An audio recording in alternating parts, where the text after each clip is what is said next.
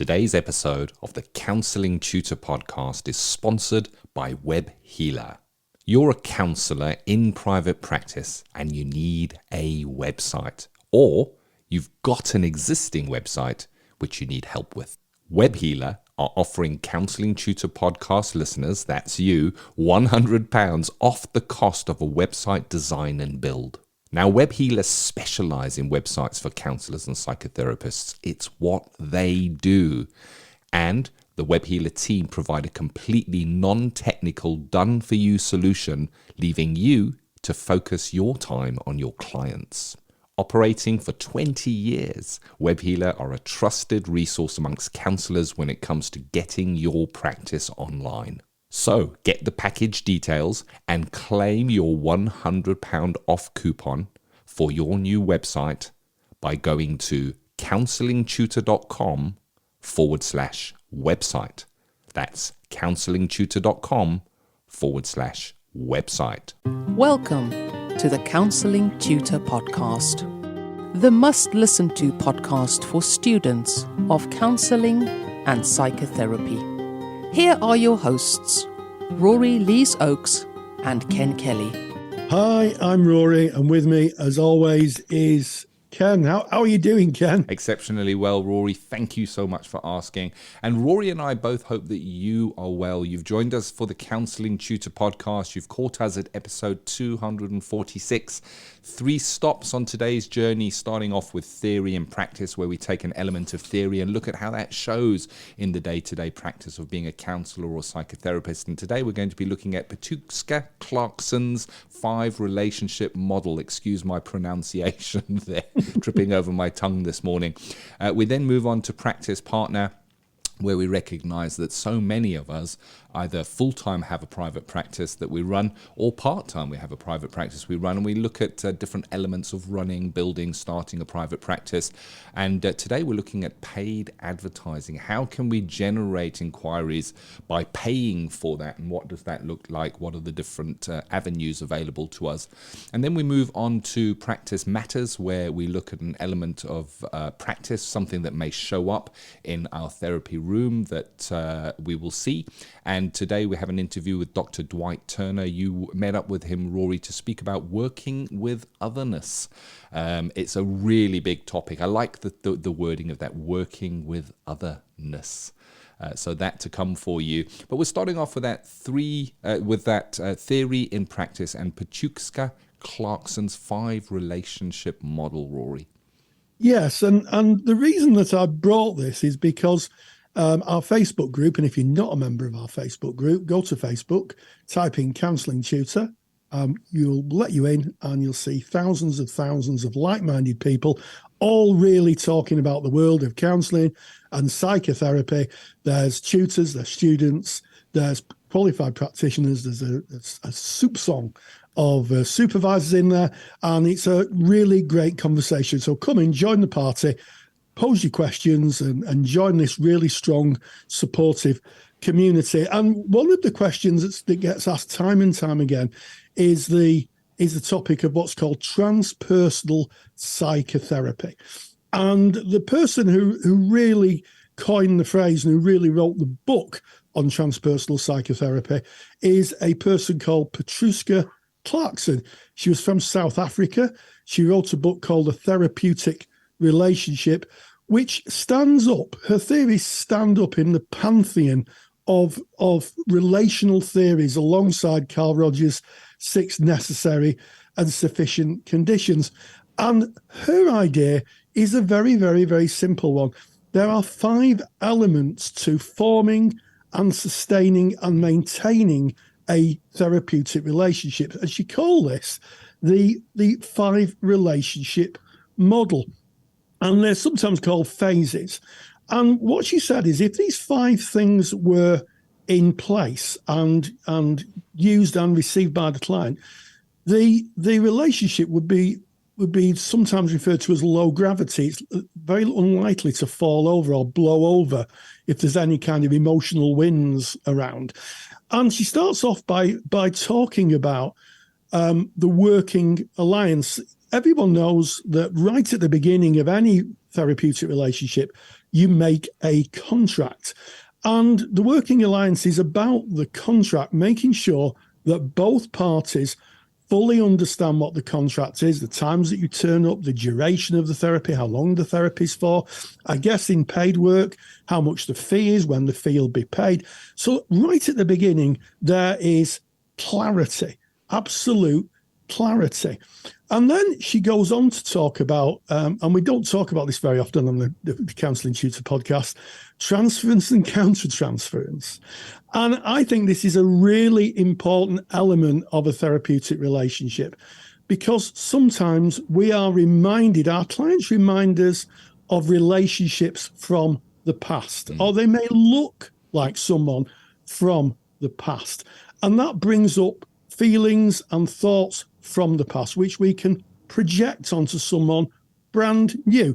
If I was sitting in front of maybe someone who looked like my old head teacher, it would be wrong of me to think of that person as my old head teacher who I didn't like very much. This is someone brand new, nothing like the person in the past. But to be aware of that transference, and the counter-transference is, of course, how we react to that, how I'd react to someone who looked like my old head teacher or my old teacher. So being thoughtful of that and keeping that in our mind as we're working with a client. And then, quite radically, she talks about the reparative developmental model.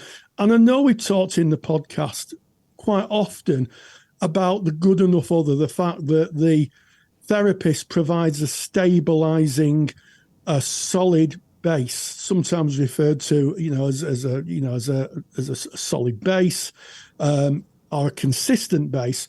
So the client can be themselves and act out in a way that allows them to grow. And sometimes we meet clients who may have not been able to act out kind of childish behaviors or have been repressed. And by being a solid kind of pseudo-parental figure, we allow that in the therapy room, that kind of love in the therapy room, to be able for the client to be themselves.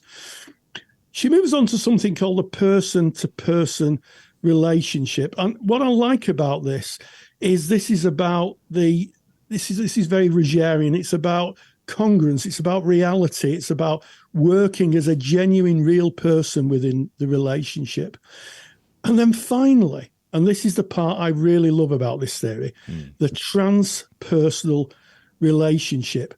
And this is so hard to put into words, but recently I visited Ken and Colette in Wales, and we spent some time together.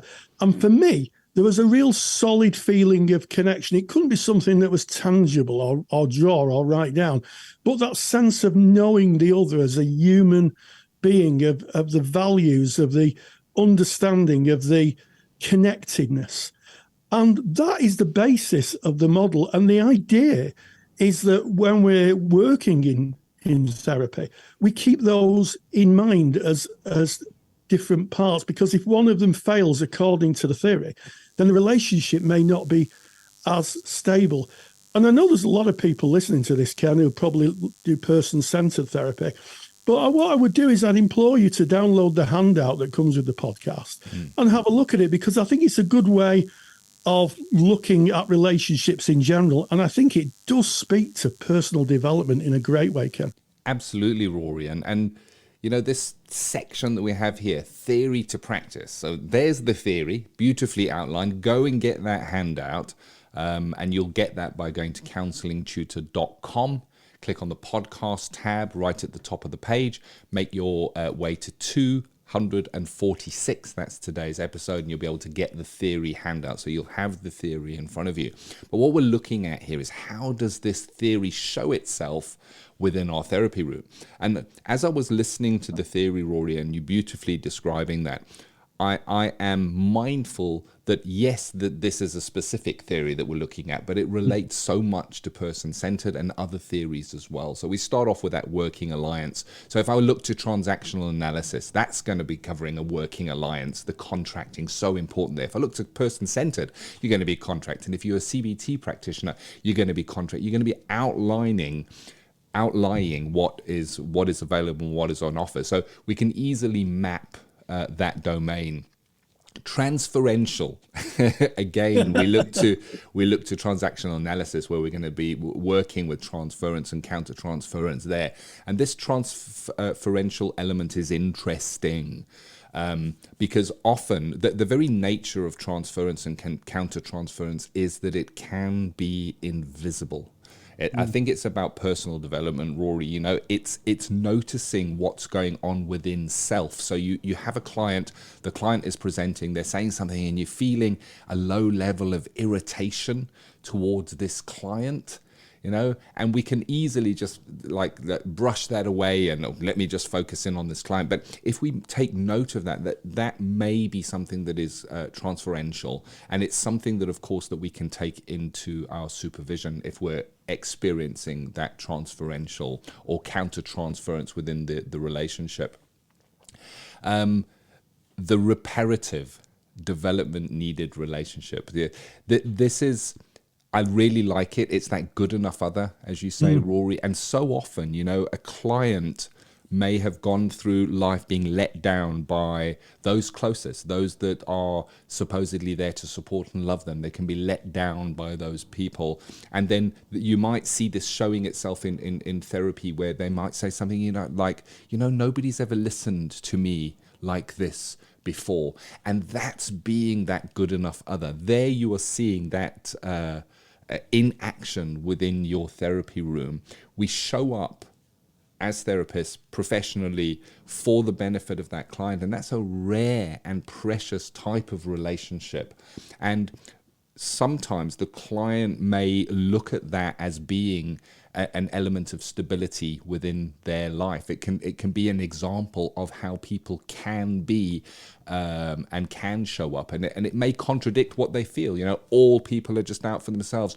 All people don't care about me. But within therapy, we get to be that significant other. I think that's a really important factor, and it's almost a parenting or reparenting side within it. The person-to-person relationship I love, because this just goes into what the research shows us, is that no matter what modality of therapy you are practicing, that relationship, that person-to-person, human-to-human relationship is what really counts. One human being there in service of the other, without judgment, unconditionally being there, listening to this person in a threat-free environment, excuse me, so rare. And of course, probably the most important part of what we're doing there. And then the transpersonal relationship, Rory, as you said, it's an interesting one, isn't it? That's almost spiritual in nature. It's that feeling that you get. And what's interesting here when we speak about this is that towards the end of Carl Rogers's work, he started speaking about that more spiritual element of counseling, something that can't really be explained in words. And if you've been a practicing counselor or psychotherapist for some time, you'll have seen this. You'll have seen it in a client where they almost get a new lease, a realization which changes who they are and how they choose to go forward. It is incredibly powerful and very difficult to explain. Very often we can do very little and then still see this happening because it happens from the client's side, and it is because of the relationship. And I think just using this as a theory, being able to map where we are, no matter what our modality is to this, just gives us an interesting pegboard, as it were, Rory, to put the peg in. So where is this client with me? Where are we at in this relationship? Yes, I mean, it's a distinct model from the person-centered model. But I would pick up on the transferential and counter-transferential in terms of in practice, or the theory to practice. You know, you may get a client who says, you remind me of, and then whoever that is. And it's really important that if that happens, I've had that happen, you know, with female clients, that you remind me of someone who was abusive to me in the past, because I was male, maybe because I had dark hair or my build or even the inflection in my voice. And it's really important that you rework that transference in the here and now. If that happens, you know, my response to that would be, I really hear that I look or sound or whatever it is that makes you feel the feelings that you had of that other person, but I'm not that person. I am not that person that the feelings that you're in have. And that starts off a conversation about not everybody's the same. And also it pegs in the ground the fact that those feelings are from a past relationship, not from this relationship, although understandable.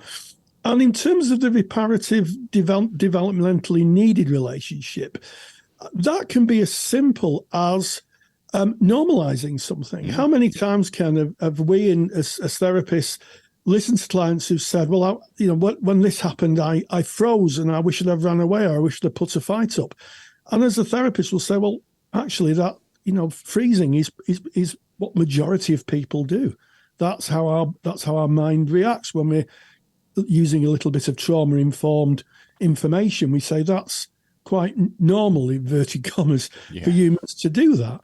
And the relief that people can have just to think, well, it's not just me, it's someone else. And that's, I guess, what a parent would do. They would say, well, okay, to a child who didn't have that information, and I'm not saying clients are children by any stretch of the imagination.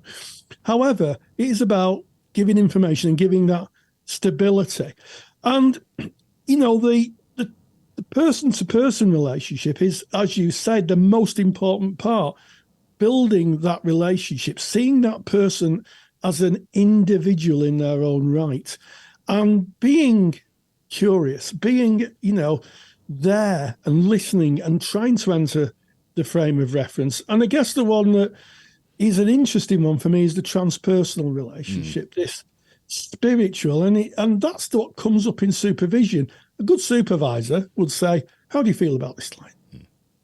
And and it's at that point, it's very telling about how the relationship is forming and sustaining. So I have a supervisor who says to me, I really don't like this client. Then we go into an explanation of what's going on, and that might take us back to the transfers, counter-transfers. So it's a useful model, and it's a model that I think you can map to personal development very, very, very easily, because it's a good way of sustaining relationships. And I'll let you into a little secret. I try to use this model where I can. Not perfect, doesn't always work, but I found it very, very, very helpful. Very helpful in certainly combating my slightly avoidant attachment style. Yes. It's a good structure to be able to refer to when things become a little uncomfortable or difficult in a relationship, Ken. Very much so. And I think the key word there is relationship. So this is not just about therapy. Of course, that's what it was developed. But if you're a supervisor, anywhere where you're looking to build a relationship, there's elements of this that come into play. It's definitely worth downloading the handout. Get yourself over to counsellingtutor.com, click on the podcast tab, make your way to episode 246. Go and get Rory's super duper handout, a Petruska Clarkson 5 relationship model. Oh, I wish I could say it as well as you do, Rory. I definitely trip over the names, I really do. But that's me. Theory to Practice is proudly sponsored by CounsellingSkillsAcademy.com.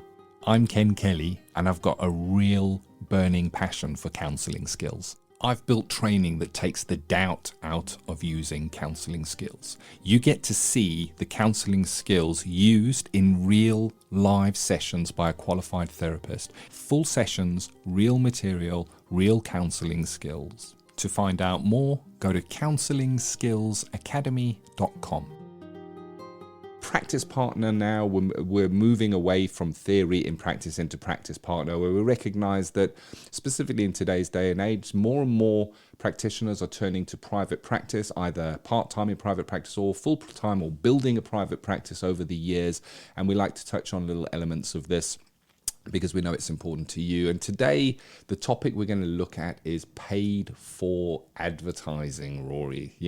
We spoke about websites. We spoke about having traffic to your website. You can have a website, but without people visiting your website or seeing your directory listing or whatever it may be, they don't know you really exist. and paid advertising is a way to get some eyes on your website or to get some people to take the call to action to get in contact with you. And I've kind of made a short list, Rory, of directory listings, which you can kick us off with. We're then going to go on and pair that up with ethical body listings, and then we're going to go to pay-per-click advertising, which I'll jump into. Do you want to kick us off on those directories and ethical body and private directories? Yeah. Yes. So when we're thinking of anything in our counselling practices, it's about putting yourself in the client's shoes. Thinking of the client's journey, and the client is distressed, looking to alleviate that distress or talk to somebody. What do they do? Where do they go? And what they will probably do is type in therapy or counselling into a search engine on the internet. They may ask friends for recommendations, but generally speaking, most people just jump on the internet, type counselling, and what comes up in the search engines dictates what people will click on and look at. And one of the things that's been incredibly successful over recent years is counselling directories, such as ones operated by ethical bodies or independent organisations, where you can list yourself, usually a picture, usually your experience, your location. Do you work online or do you work just face-to-face? Do you offer supervision? And you would pay to have your profile put on to a page, and people could view you, and then they could click and send you an email, or you may have a phone number, phone or text, and they can get hold of you. And at that point, you can then talk with the clients and, see if you're a good fit for them. And I've talked about independent organisations such as directory listings, but also growing now, ethical bodies have their own listings. So, a lot of clients may very well recognise the names of ethical bodies and put in counselling and the name of the ethical body, and that would come up, and that would come up on the top of the search results, and you go in and you can advertise there. So there's lots of different listings, and there's lots of different ways of promoting yourself on those listings, Ken. There is indeed, Rory, and this is all about paid advertising. So with My Ethical Body, I'm a member of My Ethical Body and I pay my annual subscription, but that does not give me a place in the directory. To go into the directory, I have to pay a little bit more. And it's about you thinking about, is that worth it for you? I mean, we've spoken about the advantages and disadvantages of the directory sites before in previous episodes, and just in brief, that the benefits are that it will probably come up high on the search results, as you've already said, Rory. One of the disadvantages is you might be there with 100, 200, 1,000 other therapists that are also listed there. So, but that is an area, and of course, I think we don't need to speak too much more about that because it's pretty self-explanatory. What I did want to go into is other ways of paying to advertise your services. And one of them that is very popular is Google PPC. And PPC stands for pay per click. So pay per click is an advertising model that suggests that you create an advert and that you only pay if somebody clicks on the advert and therefore visits your website. So that is when the cost is incurred, and that is why it's called pay per click. So you're really paying to have traffic to your website. So it's if we're talking about Google pay per click, some of the advantage of this is it is a user generated search. In other words, as you said, Rory, thinking of the client's journey, the prospective client's journey, maybe somebody is struggling with something in their life. Maybe they go online and they put into a search engine, help with depression or something like that. They're putting in a specific word and they are searching, and you can have an advert trigger when that word is put in. So that is how it actually works. Now, if you go to Google yourself and put in a search for counselor near me, and I challenge you to go and do this. Go on Google, put in counselor near me and hit return and have a look at what comes up. And you'll see right at the top, those that are listed right at the top, if you look on the left-hand side, in very small writing, you'll see the word AD, meaning ad. So in other words, those top searches, they are adverts that Google puts there, and that is how they monetize their search platform, by pushing people who pay more higher up. And just I was looking at some research on where the clicks come in, Rory.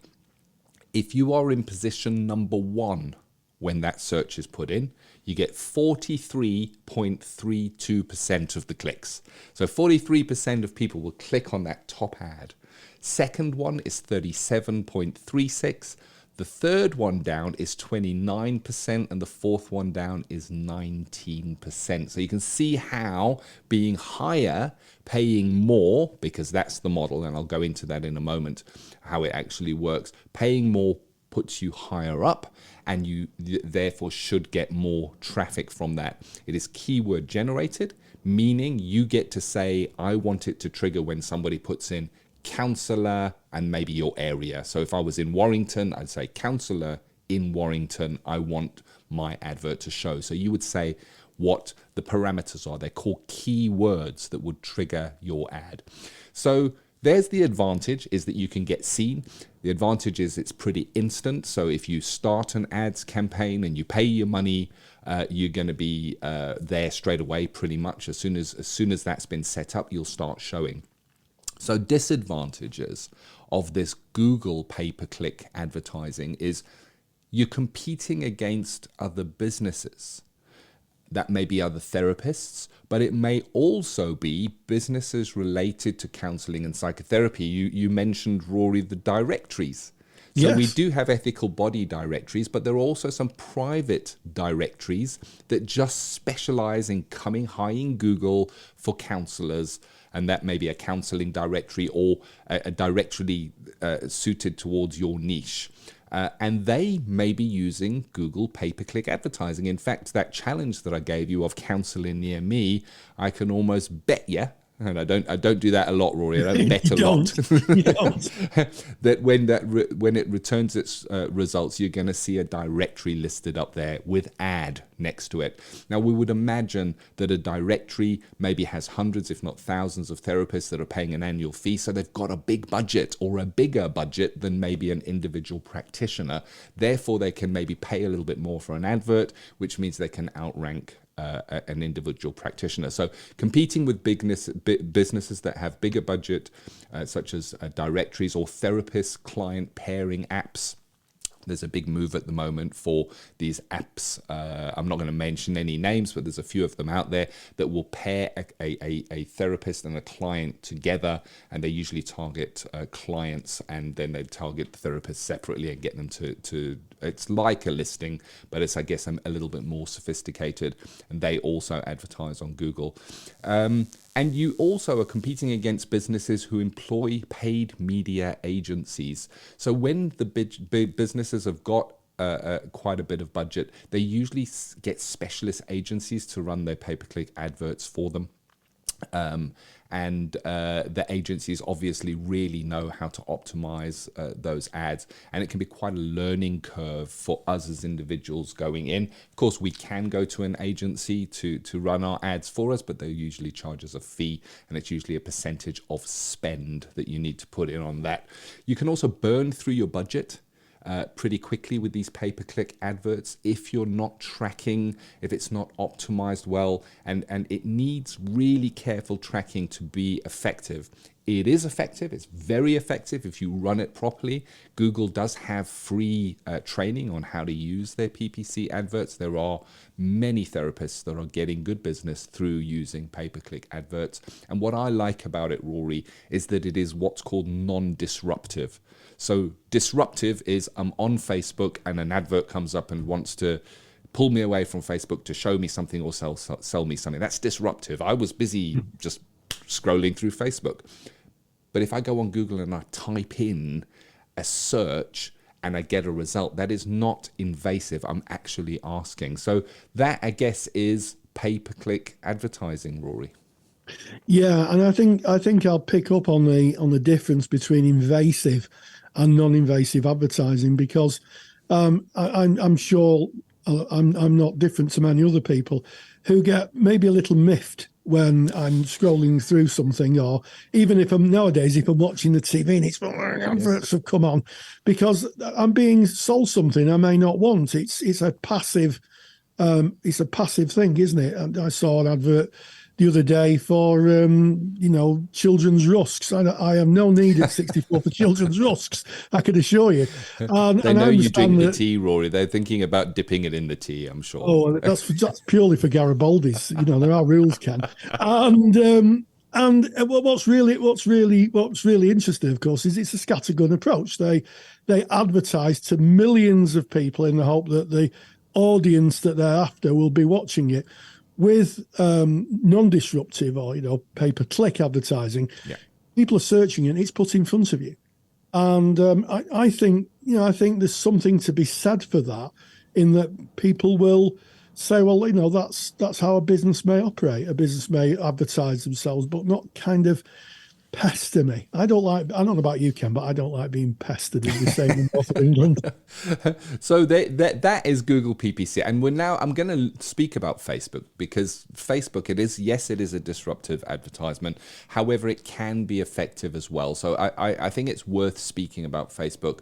And of course, other social media platforms apply here. I'm just using these as examples. And of course, there are other search engines that also do paid advertising. So Facebook is a bit trickier to use for advertising, specifically for counseling or psychotherapy. And the reason for that is that the way that the Facebook algorithm works is it targets demographics. So it will target a certain age group, a gender, and it will target people based on websites that they visit externally to Facebook as well. So there's a lot of tracking involved, and it can be done. But you might be better off advertising something like CPD. If you offer, we've spoken about portfolio careers. If you offer CPD, then targeting on Facebook and saying, I want to target counselors who work with grief, for example. The algorithm's really good for that. And then you might come up on somebody's timeline saying, hey, extended grief CPD workshop or whatever it may be, click here. And then it makes sense because it's targeting a demographic. But it's difficult to reach a demographic of a client who may be struggling or in a difficult situation, because how is Facebook determining that? And the ethics of it just make me a little bit, I don't know how it works. It all happens behind the magic curtain with information that may be stored outside of your jurisdiction and the data protection laws that apply to you within your country or where you're based. The advantage of using social media advertising, example Facebook, is that it is a very smart algorithm. It can target specific behaviors. The question then is the ethics and how that is happening. Are they tracking somebody that is in distress that might be looking for help and then putting an advert in front of them? Is that right? That's for you to answer. But if managed well, the cost per click on Facebook can give you what's called a return on investment. In other words, it can be a profitable venture. Disadvantages of Facebook. More providers are blocking tracking. So I think Apple with their Apple phones were the first to kind of block the tracking. And more we're seeing a blocking of tracking, people understanding that their privacy and their data is a currency that's being bought and sold as a commodity. And more we're becoming savvy and we're not wanting our data to be tracked. And that is making social media advertising and these algorithms less effective. The CPA, or the cost per acquisition as it is known, can be high. So you could be paying £40 to £100, I'm speaking in UK currency now, for a single client, meaning that you would have to have sales based on the back of that. So the client would need to come for multiple sessions to make it break even or to run a profit. So it can be quite expensive just to land the client in the first place. It is complex to manage and track accurately. Again, it's like Google pay-per-click. You can burn through your budget very, very quickly and see little to no results and wonder why. It's not like keywords where I want to show for counseling near me, I want to show for help with depression, I want to help with grief. You can target what you're doing with those keywords in something like Google pay-per-click. With social media advertising, specifically something like Facebook, you're in the dark of who that is being targeted and how they are being targeted. It's all happening behind the scenes, so you don't have any control over that, which I think is a disadvantage. And I think this is important. The success of any pay-per-click, so whether you Google pay-per-click or Facebook, at the end of the day, somebody's on the internet, they're clicking on either your advert or your pop-up or whatever comes up, and they're going to your website. So if your website does not convert well, so if somebody goes to your website, looks and goes, nah, actually that doesn't feel like it fits for me, and they go away, you've paid for that click. You've paid for it. So you want a high converting web page. So you want a web page that when the person gets there, they go, yes, this person feels like a fit for me. And of course, you're not going to convert every single click that comes through to your site, but there are ways of optimizing what you have on the page that they click through to.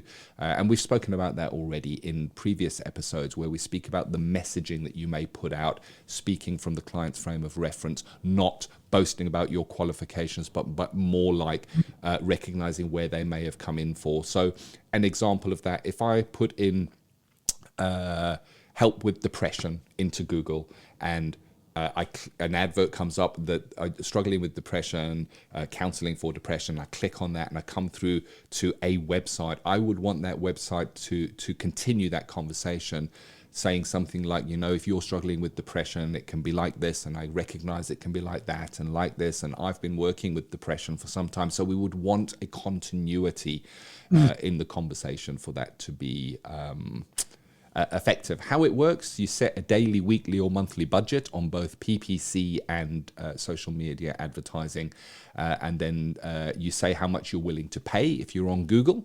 And every time somebody clicks, you're paid. You are paying that, and you almost go into an auction type style where another practitioner might say, "Well, I'll pay 10 cents a click," and somebody else will say, "Well, I'll pay 50 cents a click," and someone else will say, "I'll pay I don't know, $1 a click," or whatever it may be, and you're bidding of what your maximum bid are. It can be effective, but it can also be, I guess, quite confusing. And then finally, I wanted to speak about print advertising in a local publication, and this can be effective.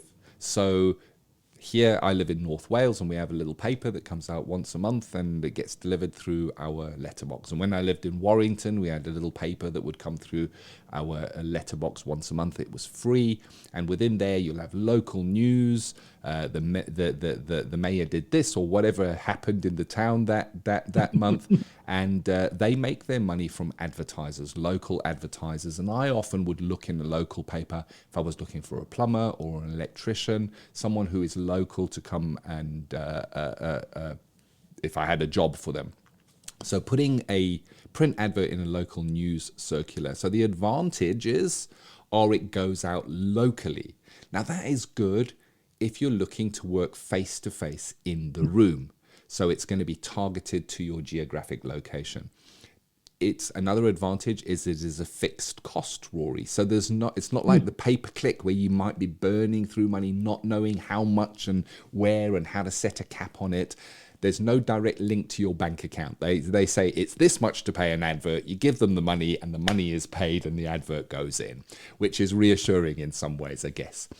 If you do block bookings in these local circulars or newspapers or magazines, you can get editorial coverage. And what I mean by editorial coverage, you might say, if I take 3 months worth of adverts, will you let me write a half page about my service in the area?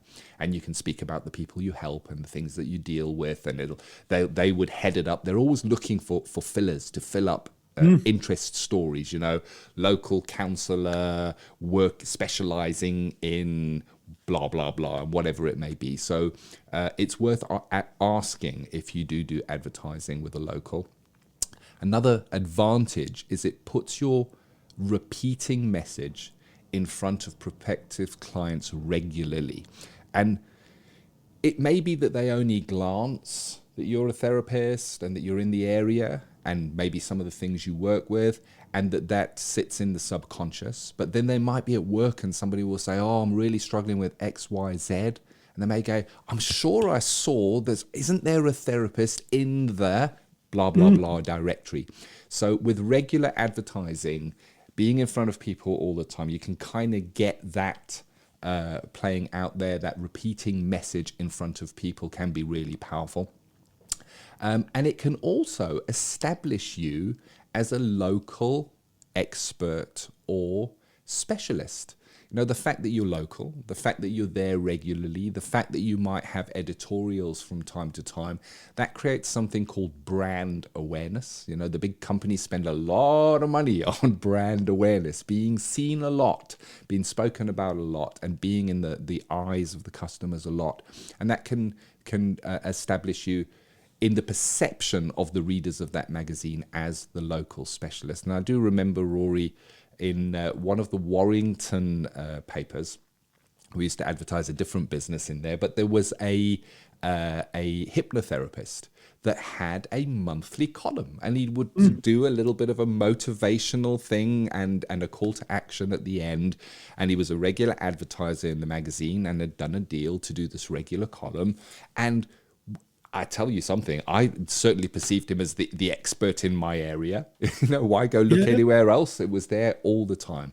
Some of the disadvantages of the print ad is it comes at a cost. If you are placing ads with any kind of publication, always ask for a better rate. That's the advice. Never play the card rates, as they call it. That's it. Yeah, when you say, how much this is going to cost me, they're going to give you a rate, and you say, okay, but you can do better than that. And sometimes going in late will get you a better rate. You know, if they say we publish on a Thursday, if you go in on a Wednesday and say, oh, come on, pop an advert in, if they've still got open space, chances are they may let that go.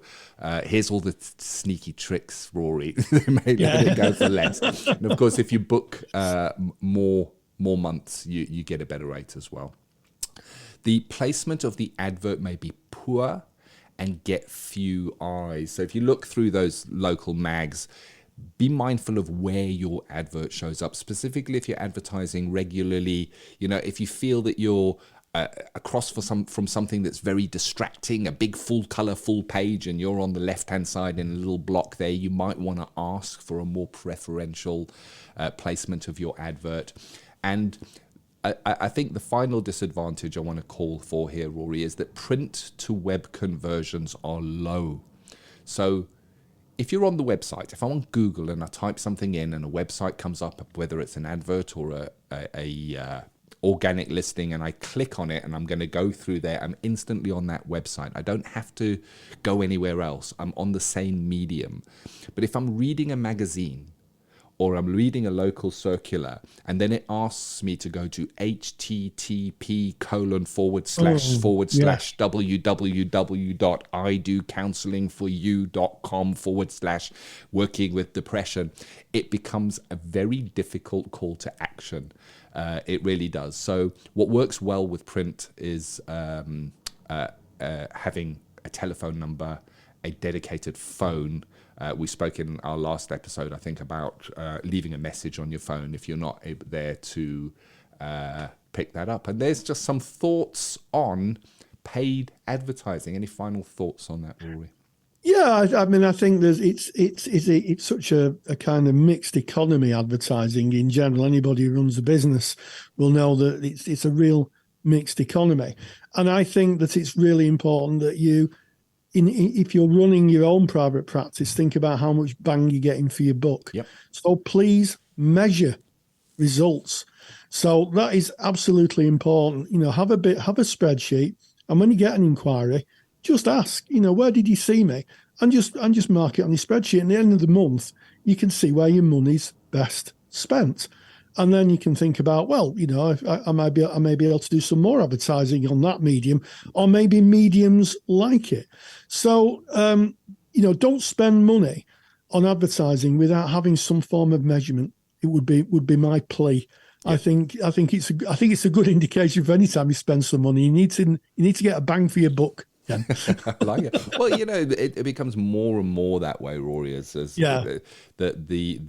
I guess the situation we all find ourselves in is that money goes less far the further we go. You're 100% right. It's a serious consideration, paid advertising. Are you getting the ROI? That's what Rory's speaking about. It's the return on investment. If I put in £100 into advertising, how much comes out? And the best way to do that is to track it, as you're saying, when somebody comes in or inquires with you, ask them, how did you find me? And then kind of mark where that is. So that is today's episode of Practice Partner. In our next episode of Practice Partner, we're going to be covering building a referral network. So a free way of generating clients. So make sure you tune in for our next series on that. But now on to Practice Matters, Rory, where we look at an element of something that make crop up in practice. Wow. And today you did an interview, Rory, with Dr. Dwight Turner, working with Otherness. And I believe there's also a lecture in the Counsellor CPD library and in our counselling study resource on this, because it is such a broad topic. It's true, Ken. And equality and diversity is now becoming more and more talked about in the world of counselling and psychotherapy, as it is in society in general, and that only has to be a good thing. However, sometimes we forget that we are all diverse in our own ways, and otherness is about realizing that when we're working with people, they are different to us. They have a different phenomenological view of the world. And I caught up with Dr. Dwight Turner, who is becoming and is forming a solid following in terms of equality and diversity and working with otherness. He's done a lecture on working with otherness. As Ken said, it's in the Counsellor Study Resource Library for Students and the CPD Library for Qualified Practitioners. And this is what he had to say. Practice Matters. The National Counselling Society is proud to sponsor Practice Matters. National Counselling Society are really excited to have launched their Children and Young People Therapist Register for counsellors working with the younger age group. To find out more, visit nationalcounsellingsociety.org. nationalcounsellingsociety.org. And we welcome Dr. Dwight Turner, who's produced a fantastic lecture for the Counsellor CPD Library on the subject of exploring the intersections of privilege and otherness. So, Dr. Dwight Turner, thank you so much for joining us again. It's my absolute pleasure to be here. Thanks for bringing me back. So, it is a pleasure. This, as I say, it's the second time we've interviewed you and we've met. So, I think it might be interesting to kind of talk about intersections. What are intersections? Well, basically, it's a simplified way of trying to explain something which is quite, not necessarily complex, but something which is quite broad that we haven't really thought about. And actually what it means in this context is that we are not just one identity. I'm not just a man of colour, for example. I'm a man of colour, I'm heterosexual, I'm from a working class background, I'm the son of immigrants, and we all walk with different types of identity at any given moment in time, some that come and go over periods of time, some which we're born with and we may divest ourselves of later on in life. The problem with the intersections part is, as they cross over and as they give us certain levels of privilege and otherness, what may happen is that we might feel like we're an outsider, or we have certain benefits that we don't deserve, or we feel like we're an outsider and we don't want to be an outsider. And these intersections are ways of showing that they cross over. We interact with our own sort of privilege and otherness all the time. So that's basically what intersections is. It comes from an old, not an old phrase at all, really, but it comes from the work of Kimberly Crenshaw and her ideas around intersectional theory, as well as Patricia Hills Collins and Audre Lorde, that sort of third wave of feminists, especially from the Black community of the States, who looked at actually The fact that women, for example, were not just disadvantaged as women, but could also be disadvantaged as women of colour, and how those two intersections then cross over to create a whole new need for understanding in the sort of legal frameworks of the United States. And it's similar to over here. So that's basically what it sort of talks to. Yes, and I guess that leads on to this idea of otherness, that when we meet someone in the therapy room, that we might not be aware of that intersection that they have. When we meet someone, we're meeting another. And I think the interesting thing about otherness is that a lot of people may take the view it's about maybe sexuality or skin colour, but otherness is a wide panoply of difference, isn't it? Totally agree. Yeah, it's a wide panoply of difference. I love that phrase, because it is. We all walk with a sense of otherness. We've all experienced being marginalised as an outsider. I think because we're so conditioned to look at, especially in the United Kingdom, the 9 protected characteristics of the Equalities Act 2010, which is relevant and is important. What we don't tend to explore is actually some of us sit with other forms of otherness which might sit outside of those 9 characteristics. The easiest example, if you like, is children form different groups, in-groups and out-groups, from a very early age. It's their way of trying to understand who they are, and I've talked about that on some of the slides. Now, children don't marginalise based around the protected characteristics. What they do is actually work out who they are and who they are not, and keep going through that process over and over again. And we also do it as adults. So when we encounter the other in the therapy room, you're quite right. We may not know what their experience of being marginalised, what their experience of being marginalised might be, but it will be there. It's a part of their intersectional identity, a holistic view of who they are. Yeah, and I think you make a really, really interesting point. I think sometimes when we look at the Equalities Act, and I'm speaking about legislation that's in the United Kingdom here for international listeners, it sets out 9 protected characteristics. And I think it's easy just to see someone in a very narrow band of that characteristic and not realise that they may fit into another characteristic, and also define them just in one dimension. I totally agree. And that can even go, because there are even characteristics within characteristics. Neurodiversity, for example, is a massive area. Disability is a massive area in itself. And there are visible and invisible disabilities. So why, the fact we try and remain within these structures, it's easy or easier, but us as therapists and counsellors and so on, and psychologists and psychiatrists, we're trying to work with a lot more complexity. And what intersectional theory actually does, it offers a language and a way of understanding the complex nature of human beings. We're not just 1 or 2 characteristics or identities. We're way more complex than that. Yes, and I having looked at the slides of the presentation, one of the things that really struck with me is that you quote the I, thou, I, it idea from Martin Buber, who was a very famous philosopher and one to whom lots of therapists drew inspiration from. Just say a little bit about the I this and the I thou, because I think it's so significant when working with otherness. I totally agree. And it's played a big role in my sort of doctoral research many years ago now. One of the things to start off with, though, really, is one has to remember that Martin Buber's work came out of his own experience of being othered during the Second World War, and very much informed his ideas. And what he actually came up with was he made it fairly simple, and it's not as simple as this in some ways. The I-it relationship, which he talks about, involves actually the I, oneself, the subject, if we want to go that sort of route, basically using the other for their own needs. So it's not an interpersonal relationship. It's one based upon one's own sort of requirements. Where you might see this in the modern day and age, objectification. The need of a man to therefore see the woman as an other, to play out a role based upon what they might want, what they might need. That makes sense.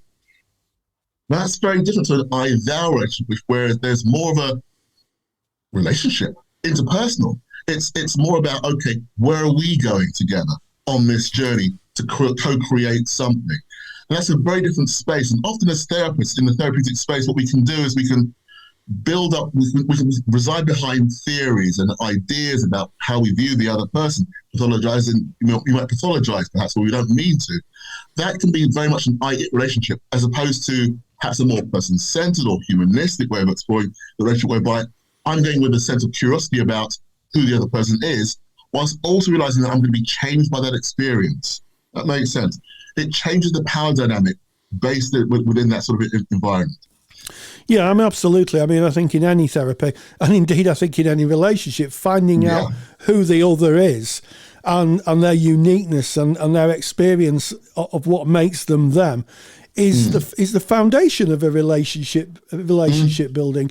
And I'm interested in the fact that you kind of blend Buber's work with Jung, who of course is well known for subconscious process or unconscious process. And what is the direction of bringing Jung in? We've talked about Buber, who's you're consciously othering somebody for your own needs and gratification, and there's no better example of that than being Jewish in Germany during the Second World War. But the unconscious process, what's happening there? Well, it's a very good question in a way. Remember, Buber and Jung didn't really get along that well in their own interpersonal relationship. Buber felt that Jung spent too much time in the unconscious. But one of the things that Jungian psychology has given us is the idea, a couple of things in a way, that in that space of an I-it relationship, where we actually we reduce the other person down to a few core components, we other them or stereotype or objectify them in some way, their identity it doesn't just fall off the planet, it doesn't disappear. It gets pushed into the unconscious, from whereby it will bubble away and maybe come back to the surface in some other form, some other way, shape or form at some point. Now, where Jungian psychology takes us a stage further, if you like, is in recognizing, and in a great book that was written by Marie-Louise von France called Projection and Recollection, where she talks a bit about how whole groups can other groups, if you like, objectify, stereotype, whatever it might be, and therefore place their shadow material onto that other group. So they can't quite be authentically themselves. What they end up becoming is what we need them to be in order for us to start to feel some sort of semblance of perfection. That sort of narcissistic need to actually be seen as the good person. That might make sense. And I think what Marie-Louise von France also says is, for a culture to grow, a bit like the individual, for them to grow, that I-it has to become more of an I-thou. And in order for that to happen, the shadow other has to return home to its source, to us, ultimately. Yes, and for those of you who may not be familiar with Jungian psychoanalytical theory, the idea, if I'm correct, and I'm not a scholar of Jung by any stretch of the imagination, is the shadow self is that kind of difficult part of our personality, the personality that we perhaps don't like to admit we have. And I know when I've done some training, I used to ask students, what makes you, what irritates you about others, and they would list a whole load of things, and I'd say, is that possible that that's actually what irritates you about yourself? I mean, you're quite right. Yeah, that's the shadow is the other. Was one of the phrases that Jung came up with. And that's, you're right. If we're irritated by it, our egoic sense of self, our identity, is challenged by the mere presence of the other, in a way. Yes. So as we come to the end of this interview, what do you hope that people will take away from this lecture? What do you hope that people may be able to take away personally and instill into their practices? Well, I personally hope that people take away that there is a language here that we can all use as practitioners to understand, one, our own sense of otherness, because that's where this all starts. There is a sense of privilege. There's no shame attached to it. It's just part of who we are. But also how that might present itself in a therapeutic space, through dreams, through creative work, being able to actually work with the other and not be afraid to have difficult conversations about the social constructions of identity that will come into our spaces. We're therapists and counselors. We're professionals. So we often talk about some very difficult things. This, otherness, diversity, is a part of that whole process. So that's what we can actually, this is what I hope that people will be able to take away from the presentation. And on a personal level, it really is just about bringing people together. The more we see the other, the more likelihood there is that actually we were able to interact and co-create a better environment for the work that we do together and the way we live as human beings. If we're not seeing the other, if we're not willing to see the other, then actually we're not a community at all.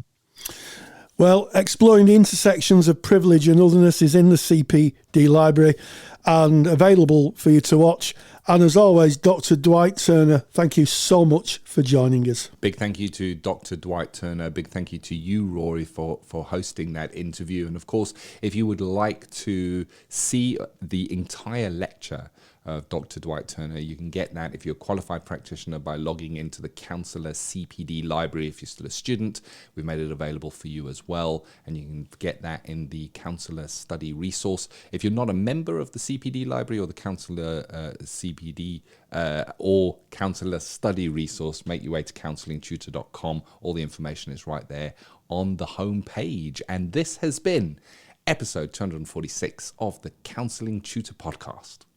Yeah, so we started off with theory and practice, talking about Petruska Clarkson's 5 relationship model. It speaks to transpersonal and intersubjective relationships. We moved on to practice partner, where we explored and examined how we advertise and the different mediums we can advertise in. And finally, in practice matters, I interviewed Dr. Dwight Turner and his lecture, Working with Otherness. And as always, stay grounded and stay safe. Take the stress out of your counselling studies and get the support of Rory and I by joining us in the Counselling Study Resource. See how Counselling Study Resource can help you. Visit counsellingtutor.com. That's counsellingtutor.com. Thank you for listening to the Counselling Tutor Podcast. Find the show notes for this episode on our website at www.counsellingtutor.com.